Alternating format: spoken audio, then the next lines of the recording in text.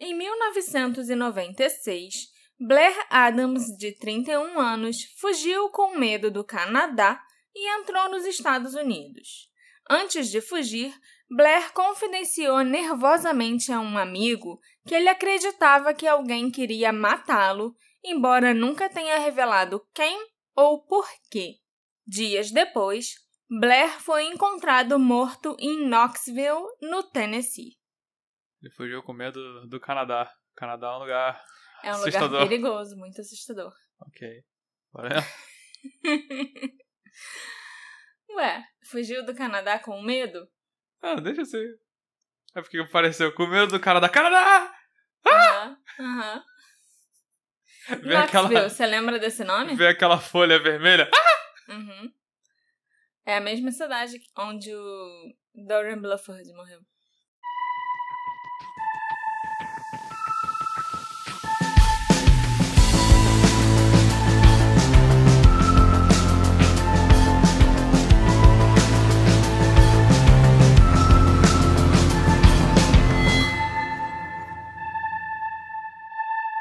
Olá, ouvintes queridos! Tudo bem com vocês? Sejam bem-vindos ao novo episódio do Detetive do Sofá. Eu sou a Marcela, a host desse podcast, e hoje a gente vai falar do caso de um homem que começou a agir estranho, a se sentir ameaçado, aí ele tentou fugir e morreu. E é lógico que, assim como todos os outros casos aqui, esse também continua sendo um mistério até hoje, Alexandre. Mas antes, eu quero avisar pra todo mundo uma coisa um pouquinho diferente. Não se torne nossos apoiadores. Oi? Porque eu sei que você não quer entrar no nosso grupo de apoiadores super bacana, cheio de fotos de pet, onde as pessoas discutem os casos, tanto os nossos quanto os por aí. Então, se você não quiser isso, continua assim, não faz nada e não se torne o nosso apoiador. Também, se você não quiser ser agradecido no final desse episódio, você também não deve se tornar um apoiador nosso. Se você Entendeu? não quiser ver gravações de episódios ao vivo, não se torne nosso apoiador. Quem quer isso, né? Não Quem sei. quer? Exatamente. Né? Então, esse é o recado que eu tenho pra dar hoje. Mas então, Marcela... Não me Me conte con- o que você... O Não caso me- de hoje? Não me conte a história do Blair. Mas eu ia comentar, na verdade, que eu achava que a Blair era uma mulher. Pois é, eu também, quando eu comecei a ler, tipo, sobre esse caso... o caso de Blair Adams.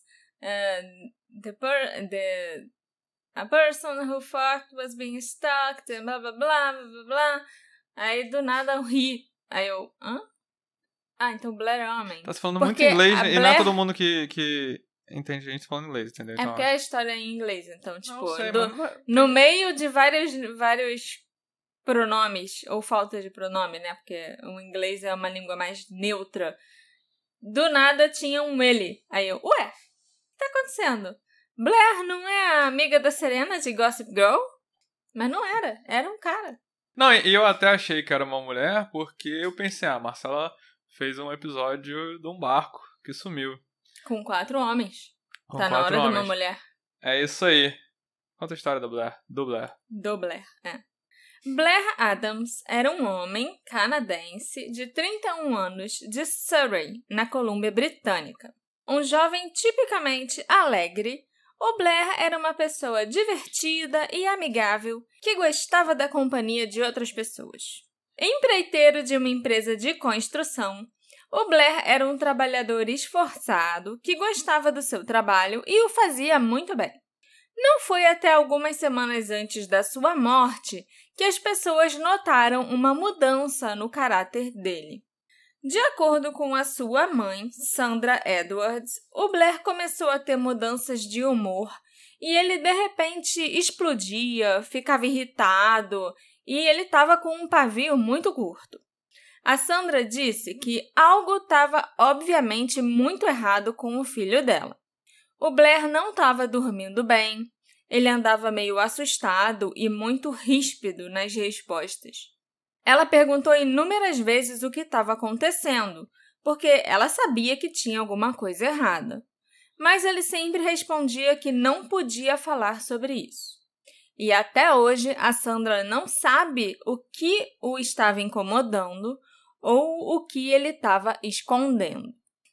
Chegou a um ponto em que todos que conheciam o Blair podiam notar que tinha alguma coisa de errada com ele. Depois de 2 anos sóbrio, ele parou de frequentar as reuniões do Alcoólicos Anônimos. E ele também começou a deixar o local de trabalho destrancado, ele ficou mais relapso e depois ele simplesmente pediu demissão, sem nem aparecer para receber o seu pagamento, o seu último contra-cheque, dizendo que ele não sabia se ia poder continuar trabalhando ali. Seus colegas de trabalho chegaram a sugerir que o Blair procurasse um médico. Ele também disse para a mãe dele, a Sandra, que as pessoas estavam espalhando boatos sobre ele. E para alguns amigos próximos, o Blair afirmou que ele temia que alguém o matasse. E como a gente viu, ele estava certo. 6 dias antes da sua morte, numa sexta-feira, dia 5 de julho de 96, o Blair retirou quase todo o seu dinheiro da conta bancária que ele possuía no Canadá e ainda esvaziou seu cofre. Ele tirou todos os objetos de valor que ele guardava nesse cofre alugado no banco, colocou tudo numa pochete e levou com ele. O que tinha de valor nesse cofre? Tinham várias joias de família que era ele que guardava. Tinha barras de ouro, que valem mais do que dinheiro. Sim. Tinha, eu acho que umas 10 barras de ouro, assim. E eram barras bem pesadas, sabe? Tinha várias moedas de ouro e moedas de platina. Não sei nem como que ele conseguiu isso. Onde tem moedas de ouro e platina? E tinha dinheiro mesmo em espécie. E esse dinheiro estava em moeda americana, dólar americano, dólar canadense. Tinha também moeda da Alemanha. Na época eu acho que era o marco alemão. E ainda não existia o euro, então era moeda da Alemanha. E eu acho que também tinha algumas libras. Então, assim, ele foi lá e ele esvaziou a conta, esvaziou o cofre e saiu por aí carregando tudo numa pochete. Que pochete? Barra de ouro na pochete? Barra de ouro na pochete. O Blair disse para a mãe dele, a Sandra, que algo o estava incomodando. E, de repente, assim, do nada, ele resolveu fazer uma viagem para a cidade de Courtenay, também na Colômbia Britânica, para visitar um tio. E o tio nem estava em casa. O cara foi em outra cidade para visitar alguém sem avisar e ainda foi à toa, aparentemente, né? A não ser que ele tenha feito outra coisa secreta na cidade. Na manhã de domingo, dia 7 de julho de 96, o Blair pegou o carrinho dele, um Chevette, e dirigiu até a cidade de Victoria. E de lá, o Blair tentou embarcar numa balsa para Seattle, nos Estados Unidos. Ele não conseguiu? Tentou, mas não conseguiu? Pois é. As autoridades de imigração dos Estados Unidos o sinalizaram como um possível traficante de drogas. Eles viram um cara com uma pochete. Exatamente. Estufada. Mas foi isso que aconteceu.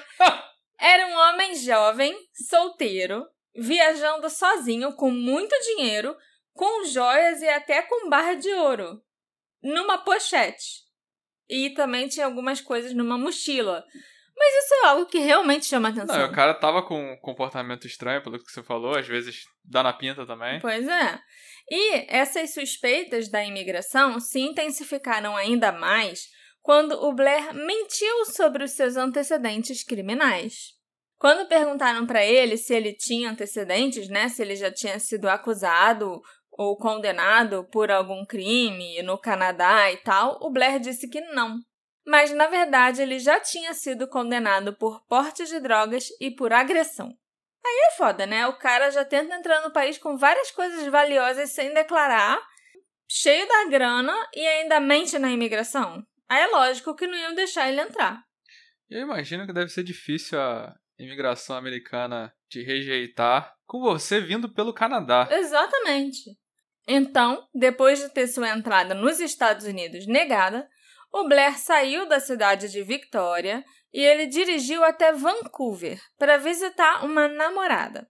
Eu acho que namorada não é nem bem a palavra certa, era mais uma garota com quem ele saía de vez em quando. Eles não eram fixos e o Blair também tinha uma namorada na Alemanha, mas ele foi lá em Vancouver visitar essa garota. E depois disso, ele ainda foi para New Westminster para visitar um amigo e foi para Surrey visitar a mãe. O cara resolveu fazer um tour pelo Canadá. E foi com a mãe dele que o Blair passou mais tempo. Enquanto os dois conversavam, ele chegou a chorar, contando para ela que tinha largado o emprego. O mesmo emprego do qual ele tinha se gabado para ela uma semana antes. E ele também disse para a mãe que ele não queria ficar sozinho no apartamento dele e parecia muito ansioso. Então, ele passou a noite, essa noite pelo menos, né, na casa da mãe.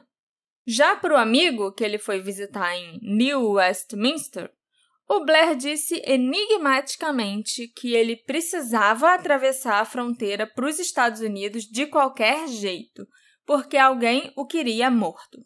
Então, na manhã de segunda-feira, 8 de julho de 96, o Blair pegou as coisas dele, pegou a mochila, a pochete, deixou a casa da mãe, onde ele tinha passado a noite. E essa foi a última vez que a Sandra viu o filho dela vivo. No final de 1995, o Blair tinha trabalhado para a empresa de construção do seu padrasto, chamada SS Cedar Homes, em Frankfurt, na Alemanha.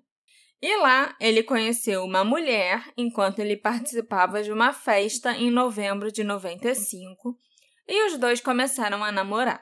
Essa mulher disse aos detetives, depois que o Blair já tinha sido assassinado, né, que o Blair era um cavalheiro, enquanto outras pessoas que o conheceram, incluindo um homem com quem ele trabalhou na Alemanha, o retrataram como um jovem abrasivo e conflituoso que ocasionalmente se metia em brigas.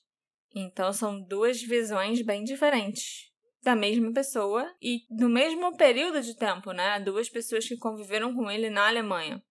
Embora o Blair tenha dito a várias pessoas que ele temia por sua vida, ele especificou para sua namorada alemã e para pelo menos um outro amigo que ele temia a violência de ex-colegas de trabalho que haviam retornado recentemente da Alemanha.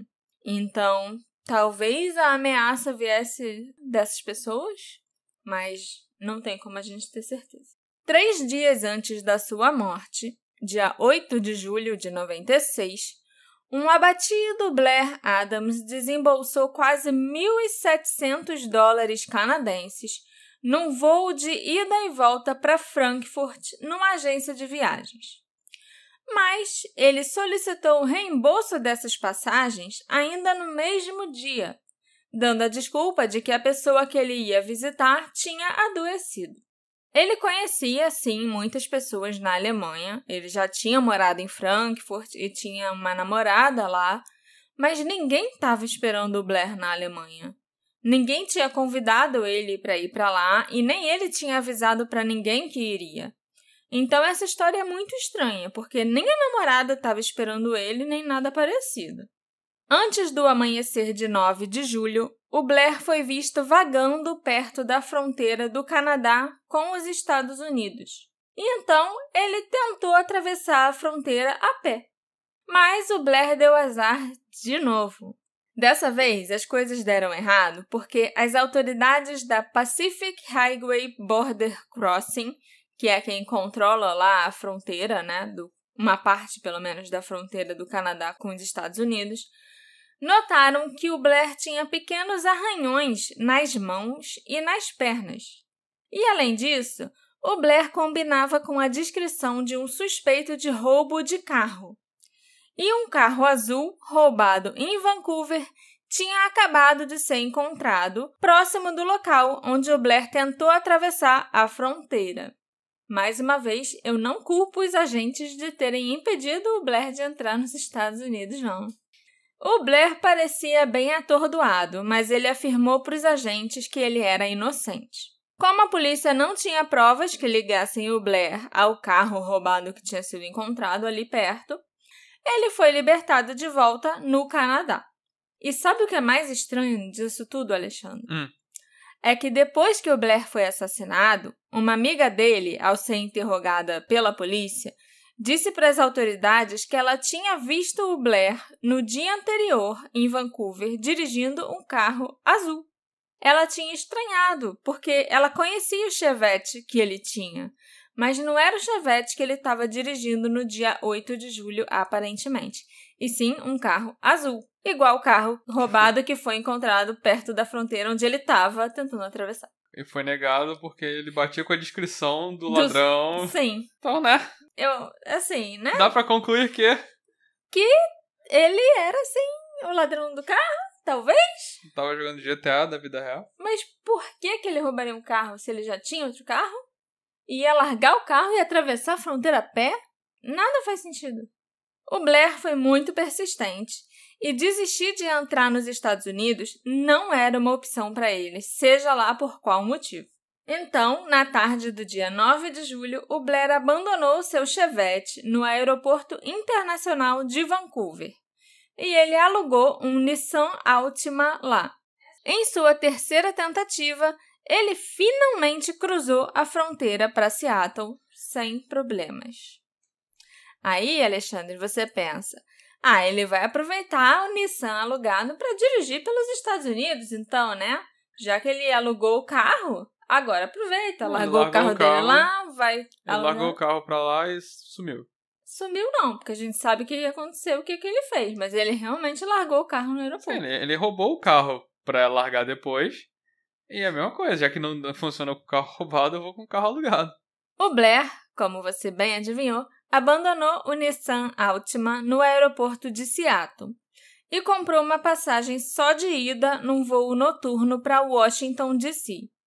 E o Blair gastou mais de $800 americanos por essa passagem, sendo que se ele comprasse uma viagem de ida e volta, ele pagaria a metade do preço e pegaria o mesmo voo.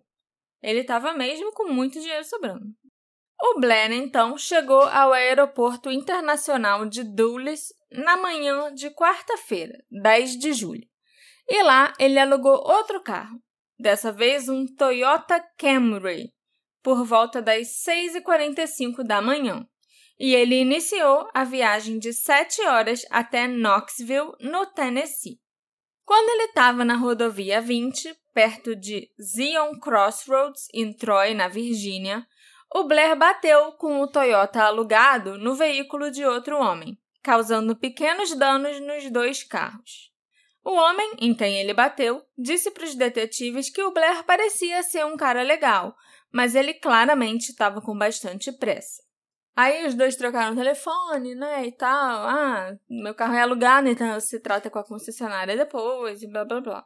E isso aconteceu na Virgínia, ainda no caminho entre Washington e o Tennessee, né, Knoxville, no Tennessee. O primeiro avistamento relatado do Blair já em Knoxville aconteceu num posto de gasolina em Strawberry Plains Pike, às 5h30 da tarde, aproximadamente 14 horas antes dele ser encontrado morto. Um motorista do Interstate Repair Service, chamado Gerald Sepp, respondeu a um chamado no posto de gasolina depois que um funcionário ligou, dizendo que um cliente, o Blair Adams, estava alegando que a chave do seu carro alugado não funcionava, então ele precisava de um reboque. Segundo o funcionário do posto, o Blair estava tentando usar uma chave que claramente pertencia a um Nissan de uma locadora, quando ele estava dirigindo um Toyota Camry, que era até de outra locadora.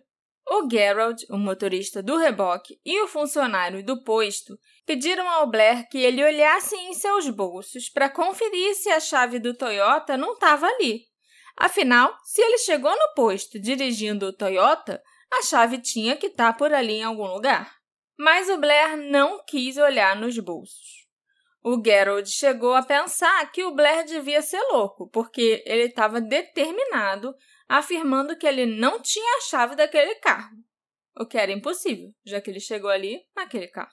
Mas o Gerald não quis discutir, então, ele só rebocou o Toyota Camry até uma oficina mecânica e ele deixou o Blair num hotel próximo chamado Fairfield Inn. Garrod disse que o Blair saiu do reboque e ele estava meio aéreo, assim, sabe? Meio com a cabeça nas nuvens e tal, e ele esqueceu a mochila dele. Então, quando o Garrod já estava quase chegando no posto, ele notou aquela mochila no chão. Aí ele voltou lá no hotel, no Fairfield Inn, e entregou a mochila para o Blair.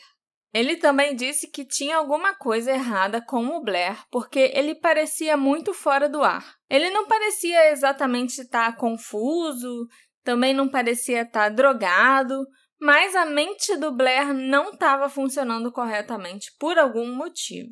A polícia ligou para o Garrod na manhã seguinte e o informou sobre a morte do Blair. E ele foi levado para um interrogatório e foram coletadas amostras do seu DNA, do seu cabelo, essas coisas todas assim. E lógico, ele não tinha nada a ver com a morte do Blair. E a chave supostamente perdida do Toyota? Você quer saber onde ela estava, Alexandre? Com Blair. A chave do Toyota e a chave do Nissan foram encontradas ali pertinho do corpo do Blair. Mas a gente ainda vai chegar lá. Ele queria muito se livrar dos carros. Ele mas podia só ter largado em algum lugar. Não precisava fazer todo esse show no posto de gasolina, né? No então recém-inaugurado Fairfield Inn, localizado próximo ao local onde o corpo do Blair seria descoberto mais tarde, ele continuou a exibir um comportamento estranho. O Blair pediu um quarto e usou uma nota de $100 para pagar por aquela noite. Isso era por volta das 19 horas. E ele simplesmente deu o dinheiro, deu a nota de 100, virou as costas e saiu do hotel e foi embora sem esperar o troco. O recepcionista do hotel chegou a ligar várias vezes para o quarto dele, mas o Blair não estava. Ele alugou o quarto, mas ele nem entrou nenhuma vez no quarto que ele alugou. O vídeo da câmera de segurança da entrada do hotel mostra o Blair entrando e saindo do saguão 5 vezes em 40 minutos. Isso antes dele fazer o check-in e pedir um quarto. Depois do check-in, o Blair colocou a chave, o cartão, do quarto no bolso. Mas ao invés de ir para o quarto, ele saiu do hotel pela porta da frente e nunca mais voltou. Eram 19h37 da noite e essa foi a última vez que o Blair foi visto com vida. Pra que se dá o trabalho de alugar um quarto se você não vai nem entrar nele pra nem deixar, sei lá, sua mochila, sabe? Eu acho que ele devia já estar chamando atenção, entrando e saindo do hotel. E os funcionários já deviam estar olhando pra ele. Sim. Então, ele devia, se eu alugar um quarto, ninguém mais vai me olhar estranho. Entendeu? Mas por quê? Por que ficar nessa indecisão de, tipo, entra e sai, entra e sai, entra e sai? Não sei, você sabe? que vai me contar o resto da história. Segundo uma das funcionárias do hotel, chamada Tika Hartfield, o Blair parecia paranoico. Ele estava muito nervoso, agitado, parecia estar esperando que alguém viesse atrás dele, embora não houvesse mais ninguém lá. Ela não faz ideia de quem ele estava procurando ou esperando, mas ele estava claramente olhando para todos os lados como se alguém fosse aparecer a qualquer momento. Depois que o Blair deixou o hotel naquela noite, não se sabe para onde ele foi ou o que ele fez. Existem 2 supostos avistamentos do Blair naquela noite, mas a polícia nunca conseguiu confirmar se era realmente ele ou não. Alguns dos detetives, inclusive, não acreditam que era o Blair. Mas, como ninguém tem certeza, eu vou relatar os avistamentos para vocês, né? Porque vai que um deles era o Blair. É importante.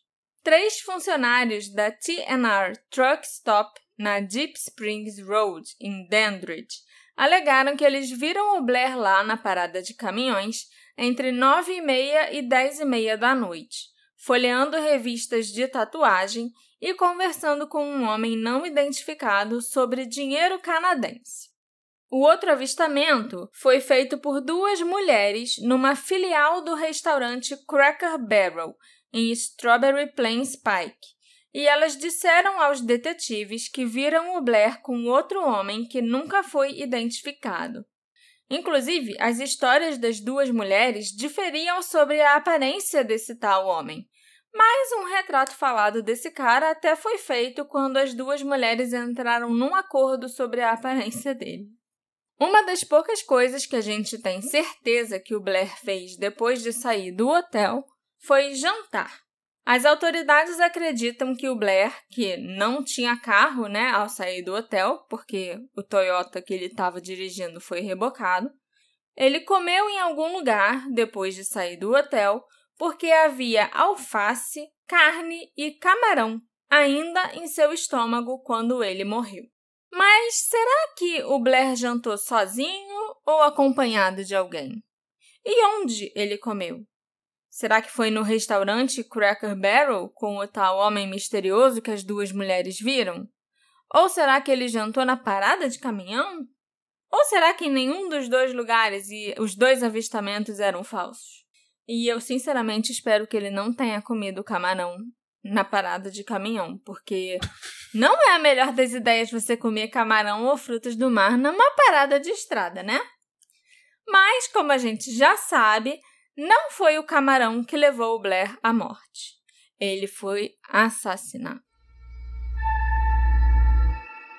2 trabalhadores encontraram o cadáver seminu do Blair Adams no dia 11 de julho de 1996, num canteiro de obras no condado de East Knox, a milhares de quilômetros da sua casa em Surrey, na Colômbia Britânica. O Blair saiu do Canadá para morrer no Tennessee, nos Estados Unidos. E o pior de tudo é que o Blair foi espancado e deixado para morrer. E o autor do crime não roubou as barras de ouro, as moedas de ouro, moedas de platina, as joias, nem o dinheiro que ele carregava consigo. As autoridades acreditam que o Blair não conhecia ninguém no Tennessee, onde ele morreu. E os investigadores que refizeram seus passos descobriram que a maneira como ele chegou no estado fazia tão pouco sentido quanto a maneira como ele morreu. David Davenport, um ex-agente do Tennessee Bureau of Investigation, que é a Polícia Estadual do Tennessee, disse que esse caso é um dos mais misteriosos que ele já viu. E olha que o homem é chefe da unidade de casos arquivados do gabinete do xerife do condado e supervisiona cerca de 40 casos de homicídios não resolvidos, incluindo o do Blair. Ninguém foi acusado pelo assassinato do Blair até hoje, e todas as pistas foram seguidas, foram analisadas, mas não deram em nada. Só existe uma evidência de DNA nesse caso, que é uma mecha de cabelo que o Blair estava segurando na mão dele. Eu estava pensando que você falou mais cedo que... Cabelo foi colhido, né? Do Gerald. Isso, do motorista do reboque. Isso.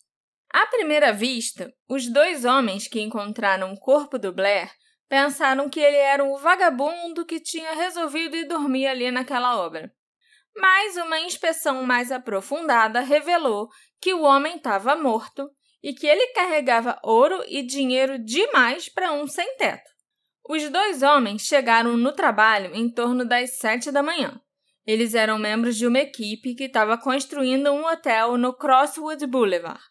Milhares de dólares em dinheiro canadense, alemão e americano foram encontrados ao redor do corpo do Blair, espalhados em volta dele, e também nos bolsos da sua calça jeans. O proprietário de uma empresa de tapume, que também trabalhava ali naquela obra, chegou a roubar uma nota de $100 e uma nota de $10 do corpo do Blair. Mas aí alguém caguetou ele para a polícia e ele teve que devolver. Outro dia eu te perguntei, se você encontrasse um corpo cheio de dinheiro... Você vai perguntar isso aqui no podcast para eu responder para todo mundo? Você vai fazer isso comigo? Você pegava o dinheiro e se você soubesse que ninguém ia saber que você pegou o dinheiro, não. Você pegava o dinheiro? Então, o que eu te respondi aquele dia vai ser a mesma resposta que eu vou dar hoje. Depende. Depende de como eu tiver no dia que eu encontrar, entendeu? Se eu tiver num dia bom e tal, no meu modo mais detetive e curiosa e tal, aí eu não ia pegar o dinheiro, ia chamar a polícia correndo e ia querer saber todos os detalhes do crime e tal. Agora, se eu tiver num dia mais ou menos, e que eu estiver, tipo, meio mal-humorada, pensando em como a vida é ruim e como eu preciso de dinheiro, e que é como sempre. que é sempre, quase sempre, quase. Aí, talvez eu pegasse o dinheiro do morto, porque ele nem ia mais precisar. Ele tá morto. Aham. Mas eu não sei, porque aí, agora, enquanto eu falo isso, eu tô pensando, mas o morto podia ter família, a família dele podia precisar do dinheiro. Uhum. Então eu acho que, assim, no fundo, podia até ter vontade de pegar o dinheiro, mas eu acho que eu não ia ter coragem de pegar. Mas, por exemplo, tinha muito dinheiro esse cara, e o cara que pegou só $100. Ele não... 110. Então, assim, eu não acho que ele deixou a família dele desamparada. Pegou só, porra, esses $100 aqui, quebra meu galho pra Teve hoje. que devolver. Mas eu não sei, eu acho que... Eu não sei. Eu gostaria de ser cara de pau e ir lá e pegar o dinheiro todo do morto, mas eu não sei se eu ia ter coragem de fazer isso. Ok.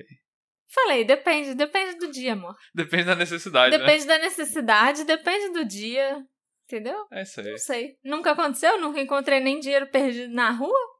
Então, que dirá um monte de dinheiro no corpo do morto. Onde estávamos? A calça do Blair tinha sido removida, como se alguém tivesse puxado a calça para baixo para ele. As meias que ele usava estavam jogadas no asfalto. 2 chaves e um cartão para um quarto de hotel estavam caídos no chão perto do corpo. A chave era do carro. Isso, dos 2 carros. O Blair estava sem os sapatos, e um dos sapatos, inclusive, estava embaixo da cabeça dele, como se fosse um travesseiro. Os investigadores encontraram uma mochila preta nas proximidades, que continha mapas e vários recibos de viagem. Além disso, uma pochete recheada com barras de ouro, moedas de ouro e platina, joias e blá blá blá, e um monte de coisa, até um par de óculos de sol. One Piece! Também estava ali do lado do morto. E essa pochete ainda estava aberta, sabe? Tipo, dava pra você, só olhando, você ver tudo que tinha lá dentro, inclusive as barras de ouro que valem mais do que dinheiro. Mas o conteúdo da pochete estava ali, intocado. Segundo o resultado da autópsia, o assassino espancou o Blair, como eu, já adiantei para vocês. Mas o golpe fatal que ele recebeu foi tão forte que rompeu o seu estômago e ele morreu por causa do choque séptico. O Blair também levou um golpe na cabeça que cortou a sua testa com algum tipo de arma, provavelmente um porrete ou um pé de cabra. O Blair tentou lutar com o seu atacante e as suas mãos estavam ensanguentadas, como se ele tivesse levantado as mãos para tentar se proteger ou se defender. Os investigadores conseguiram recuperar uma longa mecha de cabelo de outra pessoa que estava nas mãos do Blair, e essa é a única evidência física significativa desse caso. Certos ferimentos no corpo indicavam que o Blair tinha sido abusado sexualmente, mas não havia nenhuma evidência de DNA e não ficou claro quando esse abuso teria ocorrido. As autoridades recolheram e testaram diversos itens da cena do crime, como pedaços de vergalhões e outras coisas assim que são usadas em construção, mas eles não conseguiram identificar a arma do crime, o que teria sido o objeto que... Perfurou o estômago? Não. O objeto que acertaram na cabeça do Blair, que fez o corte na testa dele. O estômago não tinha nada por fora que, mostrasse que o estômago se rompeu, entendeu? Uhum. O estômago dele não foi perfurado nem nada. Foi um golpe tão forte que fez o estômago dele explodir por dentro. Embora o Blair tenha lutado contra o vício no passado, os relatórios toxicológicos da autópsia não mostraram drogas ou álcool em seu sistema. Ele também nunca havia sido oficialmente diagnosticado com nenhum tipo de doença ou transtorno mental. A única pessoa que relatou ter ouvido algo fora do comum na noite em que o Blair foi morto foi um segurança de uma empresa próxima. Ele disse aos detetives que ouviu um grito por volta das 3:30 da manhã, e ele acreditava que a voz era de uma mulher. Você falou que era uma mecha longa. Eu pensei que podia ser de uma mulher. Ou um homem de cabelo comprido. Não, mas agora o cara falou que ouviu um grito de uma mulher, então, sabe, é isso que eu tô... Mas será? Será que o cara ouviu um grito de uma mulher? Ou será que ele ouviu um grito agudo e presumiu que era de uma mulher? Inicialmente, a polícia pensou na possibilidade que a morte do Blair pudesse ter sido uma tentativa de roubo que deu errado. Mas essa hipótese foi descartada quando ficou óbvio que nenhum dos seus objetos de valor e seu dinheiro foram roubados. Se a jornada do Blair até o Tennessee foi motivada por tráfico de drogas, por um encontro romântico ou realmente para fugir de alguém que o estava ameaçando, seus amigos, parentes, colegas de trabalho e namoradas pareciam não saber. Nenhum deles acreditava que ele tivesse envolvido com o tráfico de drogas e nenhuma ligação para os Estados Unidos tinha sido feita da casa dele. As contas de telefone do Blair foram analisadas e ele não fez nem recebeu nenhuma chamada de lá. E vamos lembrar também que era 96, né? Então ainda não era comum as pessoas terem relacionamentos virtuais e tal. Você já comentou, mas eu esqueci. Não foi encontrado drogas no sistema dele? Não. Nem nada assim? Não. Nem drogas, nem álcool. Nem no estômago? Não. Quer dizer, o estômago dele se rompeu. Mas mesmo assim ainda foi encontrado alface, carne e camarão. Mas não foi encontrada droga. Entendi. No estômago. Entendeu? Por quê? Na verdade, tava tentando encaixar tudo e você falou que ele sofreu violência sexual, que ele tava com o estômago estourado. Aí eu pensei se essa viagem dos Estados Unidos, do Canadá para os Estados Unidos, fosse pra trazer droga enfiada nele. Entendeu? E aí Sim. Tudo isso culminou com... Aí teve uma briga também e ele podia estar ainda com a parada e estourou no estômago dele, que devia estar sensível, inchado, não sei. Então... Mas eu acho que se fosse o caso, teriam... encontrado vestígios. Exatamente. Né? Mas não. E é o tipo de coisa que causa overdose, né? A pessoa morre, sei lá, de overdose. As teorias nesse caso, então, são as mais variadas. Já dei uma, mas Sim. acho que não.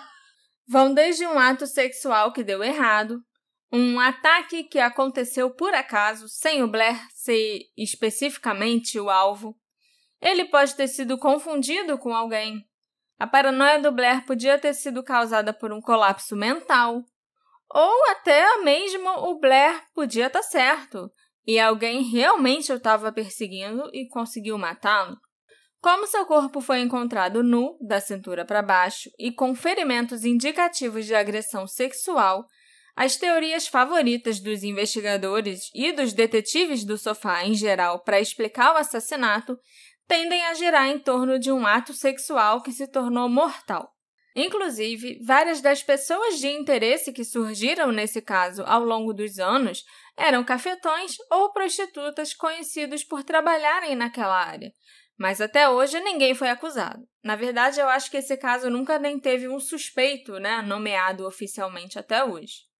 Uma parada de caminhões perto da cena do crime e do hotel onde o Blair se hospedou, mas não era a mesma parada de caminhões onde ele pode ter sido visto pelas testemunhas, servia como foco de prostituição na época. Então, o xerife Jimmy Jones, esse é o nome do xerife de verdade, é 3. Vamos só falar xerife Jones, tá? O xerife Jones acredita que ele deve ter pegado alguém lá na parada, né? Ele foi lá para contratar os serviços de um profissional ou uma profissional especializada. O Blair e essa outra pessoa podem ter começado o ato, mas as coisas ficaram violentas. Ou então eles nunca nem começaram nada e o Blair foi meio que enrolado, por essa pessoa e foi morto. Ou talvez, se fosse uma prostituta, talvez ela tivesse um cafetão por perto e ele por algum motivo resolveu enfiar a porrada no Blair. O detetive Davenport acredita que o ato sexual pode ter sido cometido num veículo, seja esse ato consensual ou não, E quando uma luta ou briga começou, o assassino pode ter atingido o Blair na cabeça, o jogado na estrada e o atingido enquanto dirigia, o atropelado com o carro enquanto dirigia. O detetive Davenport também acredita que o golpe fatal no estômago do Blair pode ter sido causado pelo para-choque dianteiro de um veículo. Mas o xerife Jones discorda. Ele acha que o que rompeu o estômago do Blair foram vários chutes.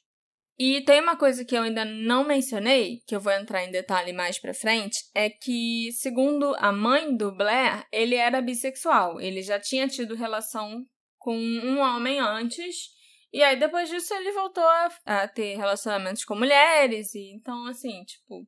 Não seria atípico, sabe? Não seria estranho se ele tivesse tendo relação com um homem ao invés de uma mulher dentro do carro. E por isso que a briga teria sido tão violenta, entendeu? Uhum. Tipo, ele começou a brigar com um cara e levar vários chutes e o estômago dele se romper. Mas também podia ser uma mulher, já que foi um grito feminino que o segurança ouviu. Tudo se encaixa. E, ao mesmo tempo, nada se encaixa completamente. Pessoa que é bissexual, acho que tudo encaixa mesmo. Ah, mas tipo, pode ter sido um homem, pode ter sido uma mulher. Ele podia estar no carro com um homem, ele podia estar no carro com uma mulher. Pode ser tudo.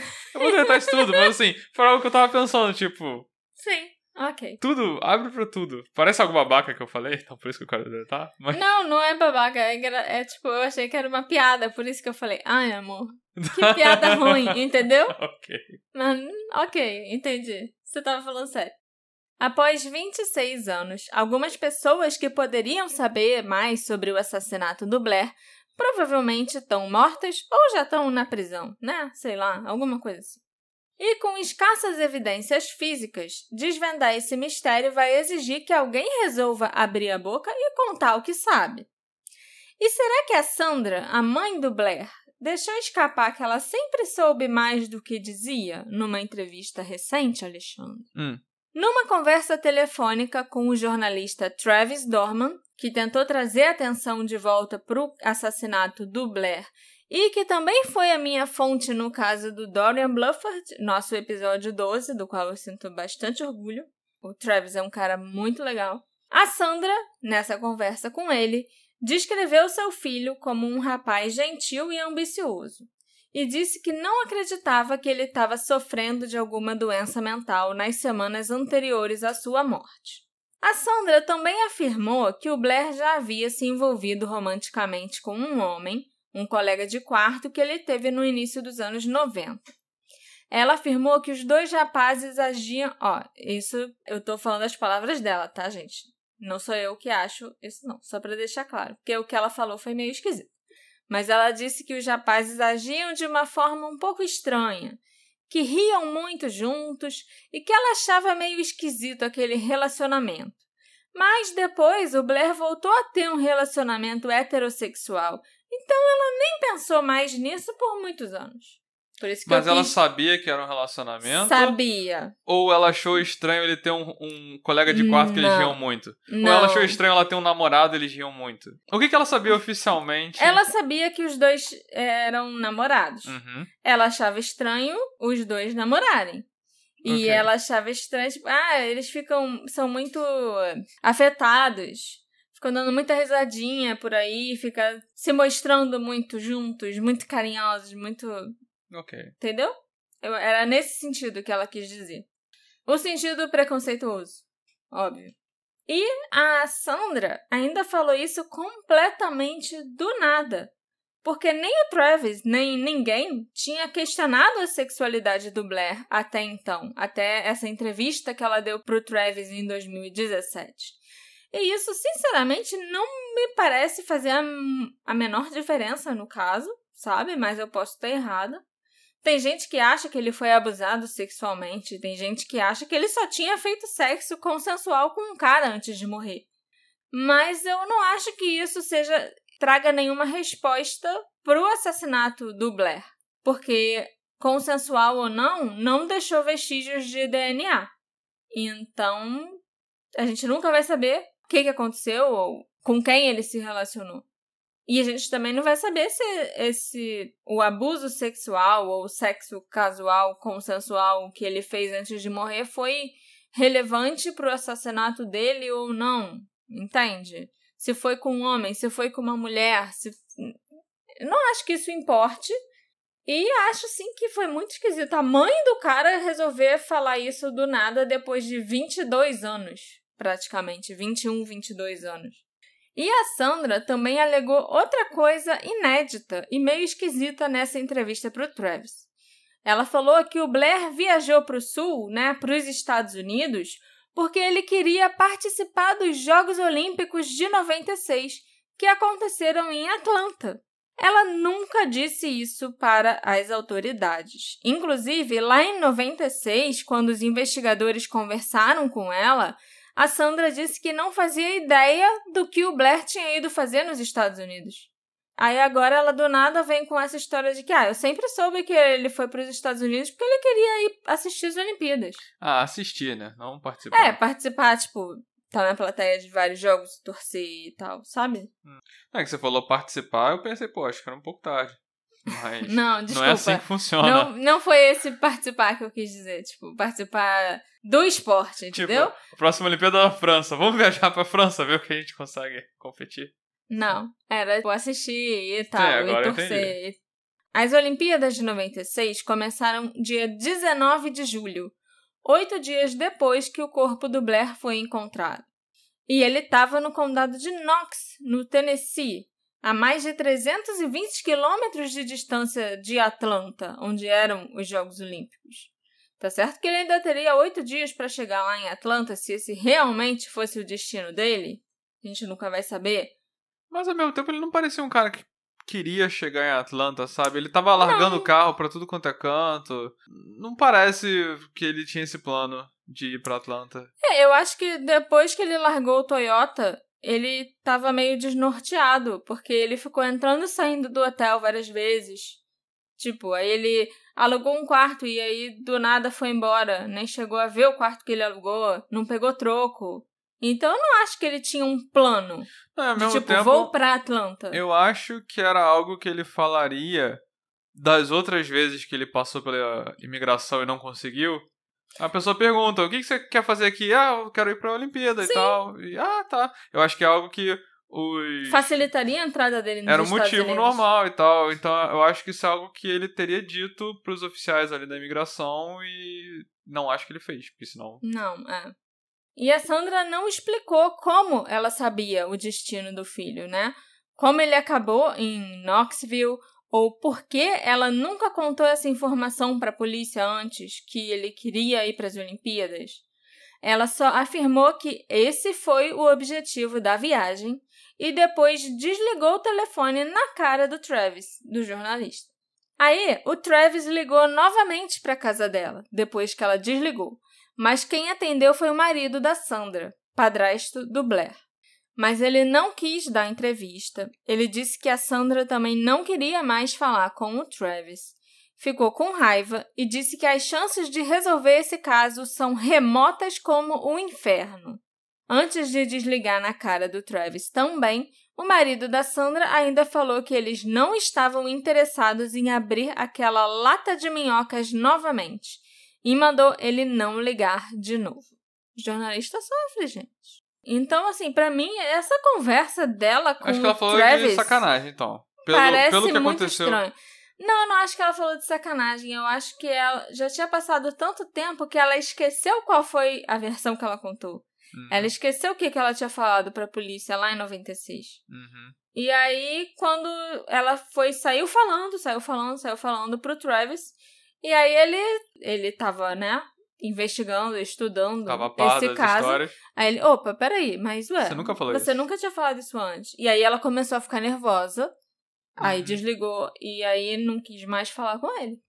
É normal, quando você consegue tirar alguma coisa da pessoa, a pessoa vai lá e encerra a entrevista, infelizmente. Outra coisa que eu acho muito interessante nesse caso é como o Blair parece ter feito tudo o que ele podia para despistar alguém que poderia estar atrás dele. Se a gente parar para pensar, ele foi largando carros por aí, ele foi comprando passagem e devolvendo passagem, aí compra outra passagem, aí pega um carro e tenta atravessar para os Estados Unidos, aí não, agora eu vou para a Alemanha, e aí larga um carro num aeroporto e depois chama o reboque para pegar o outro carro. Então tem quem suspeite que até aquela primeira vez que ele tentou entrar nos Estados Unidos e não conseguiu, já tinha planejado isso, entendeu? Que isso foi intencional. Ele já sabia que ele não ia entrar de Isso primeira. Não faz o menor sentido. Mas, não, então não vou conseguir entrar, então agora quem tá me perseguindo não vai me procurar nos Estados Unidos, porque já sabe que eu fui barrada de entrar nos Estados Unidos. Isso não faz o menor sentido. Assim como o voo que ele comprou pra Alemanha. Eu vou falar por que eu acho que isso não faz o menor sentido. Por quê? Porque vai que ele é admitido. Aí ele vai feliz por isso. Meu plano é fingir que eu vou atravessar a fronteira, mas ser rejeitado. Aí ele chega na fronteira, ok, você pode passar. Ele... Aí ele... eu nunca cheguei até aqui, eu não sei o que fazer agora. Não, mudei de ideia, vou voltar. Era só ele falar que, tipo... Esqueci minha carteira em casa e vou voltar. Tem antecedentes criminais. Pronto. Não acho que... É porque eu sempre acho que as pessoas... eu gosto de uma teoria maneira, conspiratória pra esses casos. Eu acho legal. Mas quando eu escuto um negócio que eu acho que não faz sentido, aí também eu... sim. E assim, e outra coisa que eu sempre penso é o seguinte, as pessoas gostam de criar essas teorias e às vezes ignorando coisas óbvias. O bom senso. Ignorando o bom senso. Então assim, ele queria... ser barrado. Ele queria ser barrado. Eu não acho que... Isso é um plano bom, porque vai que ele não é barrado, vai que o cara, entendeu? Aí agora ele tem que entrar nos Estados Unidos, e como é que fica isso, sabe? Então, eu acho que não, ele realmente queria, o comportamento dele da primeira vez foi bem condizente com o que ele tentou fazer depois, porque ele tentou a primeira vez, falhou porque ele foi identificado como um cara que roubou o carro. Ele falou, então roubar o carro foi o que me pegou. Não, essa foi a segunda vez do roubo do carro. A primeira é porque... acharam que ele era um traficante que estava entrando num país cheio de dinheiro, de joia, de ouro e mentiu sobre os antecedentes criminais. Então, às vezes é isso. Ele aprendeu um pouco com a primeira vez. Aí na segunda vez ele foi um pouquinho melhor. Não, vai que ele não mentiu. Vai que ele passou a agir menos como um traficante. Só que ele caiu porque ele era o cara que... roubou um carro. Suspeito de roubar um carro. Aí ele pensou, não vale a pena roubar um carro pra atravessar a fronteira a pé. Vamos então alugar um carro. Aí ele foi de carro. A terceira vez ele foi de carro, né? Foi com o carro alugado. Eu acho que todas as tentativas dele foram condizentes com alguém que tava tentando coisas diferentes e tentando evitar os erros das tentativas anteriores, sabe? Sim, acho que você tem razão. Mas eu tenho que falar porque é uma coisa que tá por aí, que as pessoas acreditam que pode acontecer. O Blair claramente estava preocupado e estressado com alguma coisa. E ele nunca disse pra ninguém o que estava deixando ele assim. Ele até disse que achava que ele ia morrer, né? Que alguém ia matá-lo. Mas ninguém sabe até hoje se ele estava sendo paranoico, tipo, no meio de uma crise de saúde mental, ou se era realmente verdade, se tinha alguém atrás dele. E vamos combinar que a sociedade lida muito mal com as questões de saúde mental até hoje. Então a gente não pode descartar nem que o Blair estava falando a verdade e que alguém o seguiu desde o Canadá e o assassinou, nem que ele estava completamente paranoico e que isso gerou uma cadeia de eventos que levou o Blair à morte. Ele fez muitas coisas para tentar cobrir os seus rastros. Então tem uma parte de mim que não acredita que no meio de tudo isso ele ia simplesmente parar no Tennessee, arrumar uma prostituta e fazer sexo inseguro por diversão. Sabe? No meio dessa paranoia toda, ele ia... ficar vulnerável. Ficar com tesão e resolver fazer sexo com tanto tesão que ele precisava de uma prostituta, sabe? Então, assim, tanto faz se a paranoia dele tinha fundamento ou não, nesse caso. Eu só não acho que isso se encaixa no momento que o Blair estava vivendo. Entende? A não ser que ele tenha ido lá para encontrar alguém. Porque senão, o cara tá lá, paranoico, achando que alguém vai estar atrás dele, que alguém vai matar ele e... Peraí, deixa eu fazer uma pausa para uma rapidinha.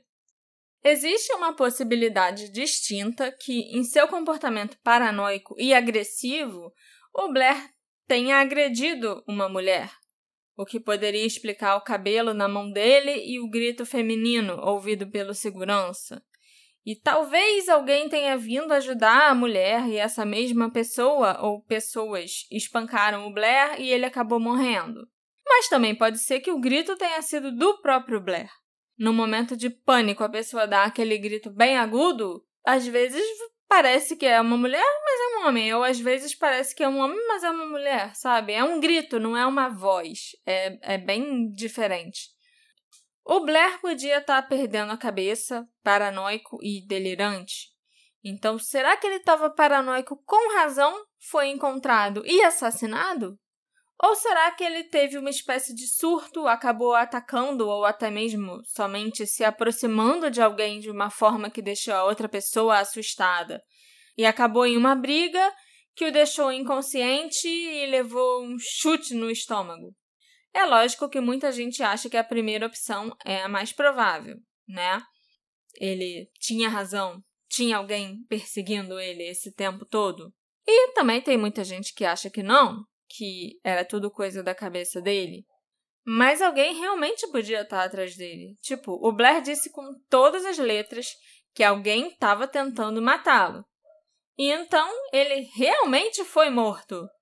Não, é raro isso acontecer. Várias vezes a pessoa fica falando que, ai meu Deus, socorro, tem alguém tentando me matar, e a pessoa só some, sabe? Ou então nada acontece com aquela pessoa.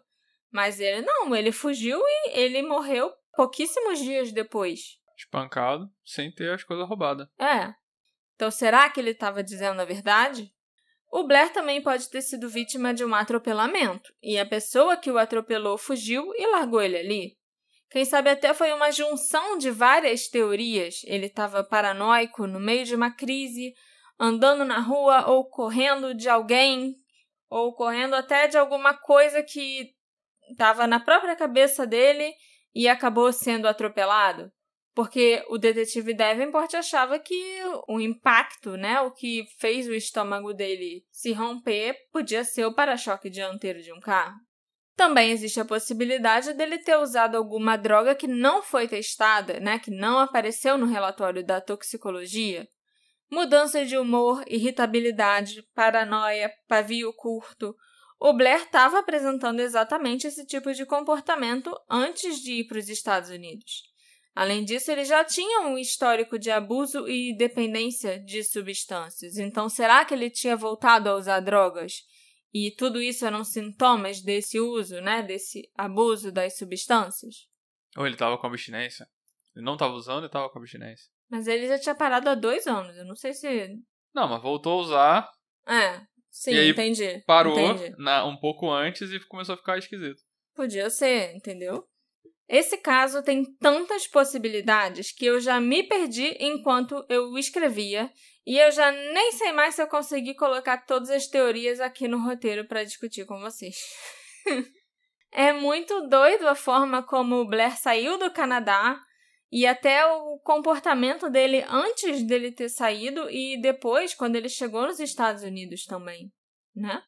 E foi graças a Daniela Epretti, uma das nossas apoiadoras queridas, que vocês ouviram esse caso aqui no Detetive do Sofá. Obrigada pelo seu apoio, Dani! E muito obrigada também a todos os nossos apoiadores muito queridos que me divertem todos os dias no grupo do Telegram. O que estava acontecendo com o Blair Adams? Será que realmente estavam perseguindo ele? Será que naqueles últimos dias ele realmente estava fugindo do assassino? Ou será que não tinha ninguém atrás do Blair e a morte dele foi uma infeliz coincidência? Tinham drogas, sexo e rock and roll envolvidos? Mentira. Tinham drogas e sexo envolvidos? E Olimpíadas? E Olimpíadas? Tinha drogas, sexo e esportes envolvidos? Me encontra nas nossas redes sociais, @detetive do sofá, e me conta o que você achou desse caso e qual dessas milhares de teorias que eu acho que eu falei aqui nesse episódio você acha que é a melhor para explicar a morte do Blair. A gente se encontra na próxima investigação. Tchau, tchau. Tchau, tchau.